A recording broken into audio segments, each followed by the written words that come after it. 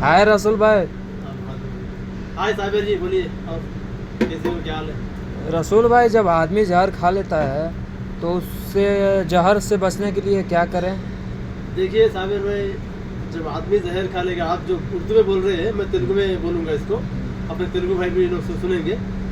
అయితే మా సాబిర్ గారు ఏమంటున్నారు అంటే, ఆదమి మనిషి అంటే ఆడే మనిషి కానీ మగ మనిషి కానీ వాళ్ళు ఒకవేళ టెన్షన్ వల్ల ఏదైనా మందు తాగిర్రు, ఏదైనా టాబ్లెట్ లాగా గుల్కల్ లాగా మింగితే ఆ గుల్కల్ లాగా చేయాలి అంటే, వాంతులు రావాలంటే ఏం చేయాలని మన సాబిర్ గారు చెప్తున్నారు. కాబట్టి అయితే మనం ఏం చేయాలంటే, సపోజ్ ఇప్పుడు ఎవరైనా గుల్కల్ తాగిర్రా, ఎవరైనా మందు తాగితే మనం ఏం చేయాలి, ఆ వాంతులు రావాలా అంటే ఆ లోపలిది మన మందు బయట వెళ్ళాలా, కక్కాలా అంటే, ఆ కక్కుడుకు ఏం చేయాలంటే, మనం ఆ కోడి గుడ్డు ఉంటుంది కదా, మన దేశీ ఊరు గుడ్డు కానీ మన షాప్లో ఉంటాయి కదా వైట్ గుడ్లు, పారం గుడ్డు, ఏ గుడ్డు అయినా సరే ఒక 2 గుడ్లు పలగొట్టి అతని నోట్లో ఇవ్వాలా.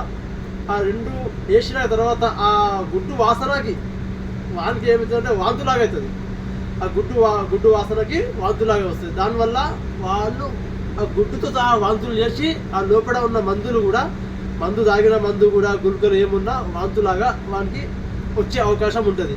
కాబట్టి మనం ఏం చేయాలంటే, కంపల్సరీ ప్రతి ఒక్క మనిషిని నేను చెప్పేది ఏంటంటే, మందు తాగిన వాళ్ళు, గుల్కలు తాగిన వాళ్ళు ఆ కక్కుడు రావాలంటే మనం ఎమర్జెన్సీలో ఒక 2 కోడి గుడ్లని పలగొట్టి నోట్లో ఇవ్వండి. దానివల్ల మనకి ఎమర్జెన్సీ ఆ వాసన కక్కుడు వచ్చే అవకాశం ఉంటుంది. దానివల్ల ఆ మనిషి కూడా బతికే అవకాశం ఉంటుంది.